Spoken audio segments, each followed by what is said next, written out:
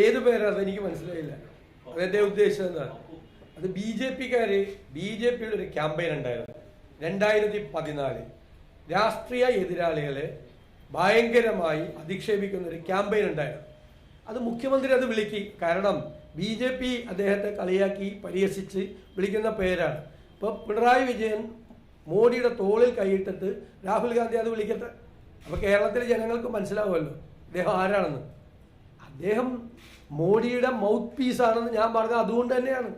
മോഡിയുടെ മൗത്ത് പീസാണ്. അദ്ദേഹത്തിൻ്റെ ശത്രു രാഹുൽ ഗാന്ധിയും കോൺഗ്രസുമാണ്. ഞാൻ ഒറ്റ ചോദ്യം ചോദിക്കുന്നുള്ളൂ.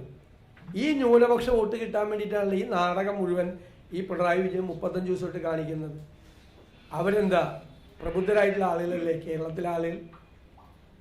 ഞാൻ ചോദിക്കുന്നു, വർഗീയ ഫാസിസ്റ്റ് ഭരണകൂടത്തെ താഴെ ഇറക്കാൻ വേണ്ടിയിട്ടുള്ള പൊളിറ്റിക്കൽ പ്ലാറ്റ്ഫോമാണ് ഇന്ത്യ മുന്നണി.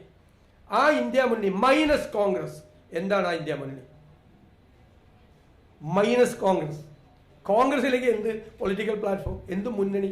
അതൊക്കെ മനസ്സിലാക്കാനുള്ള സാമാന്യ ബുദ്ധി കേരളത്തിലെ എല്ലാ രാജ്യത്തെ ജനങ്ങൾക്ക് മുഴുവനുണ്ട്. കോൺഗ്രസ് ആണ് എല്ലാവരുടെയും പ്രതീക്ഷ. രാഹുൽ ഗാന്ധിയാണ് അവരുടെ ഹോപ്പ്. വിട്ടുവീഴ്ചയില്ലാത്ത പോരാടുന്ന ഒരാൾ. അപ്പോൾ പറയണം, ബി ജെ പി ഏറ്റവും കൂടുതൽ രാജ്യത്ത് എല്ലായിടത്തും അധിക്ഷേപിക്കുന്നത് രാഹുൽ ഗാന്ധിയാണ്. എല്ലായിടത്തും ബി ജെ പിയുടെ കേന്ദ്രമന്ത്രിമാർ, നരേന്ദ്രമോദി ഉൾപ്പെടെയുള്ളവരെ എല്ലാവരും അധിക്ഷേപിക്കുന്നത്. അവരെ കടത്തിവെട്ടാനാണ് പിണറായി വിജയൻ ശ്രമിക്കുന്നത്. ഇപ്പോൾ മോഡിയുടെ ഇലക്ട്രൽ ബോണ്ടിലേക്ക്, ബി ജെ പിയുടെ ഇലക്ട്രൽ ബോണ്ടിലേക്ക് മേഗാ എഞ്ചിനീയറിംഗ് 600 കോടി രൂപ ഇട്ടു എന്ന് പോസ്റ്റിട്ട പാലോട് സ്വദേശിയെ മോഡിയുടെ സൽപ്പേരിന് കളങ്കം ചാർത്തി എന്ന് പറഞ്ഞ് കേസെടുത്ത ആളാണ് പിണറായി വിജയൻ. ഞാൻ 9 പരാതി കൊടുത്തിട്ടുണ്ട് ഡി ജി പിക്ക് എന്നെ അധിക്ഷേപിച്ചതിൽ. ഒറ്റ പരാതിയിൽ കേസെടുത്തിട്ടില്ല. ഇന്നലെ മുഖ്യമന്ത്രിയുടെ പോസ്റ്റ് താഴെ എൻ്റെ 20 വർഷം മുമ്പ് മരിച്ചുപോയ പിതാവിനെ വരെ അപമാനിച്ചുകൊണ്ടൊരു കമന്റ് ഇട്ടിട്ടുണ്ട്. ഒരു നടപടിയില്ലല്ലോ. മേഗാ എഞ്ചിനീയറിംഗ് കമ്പനിയിൽ നിന്ന്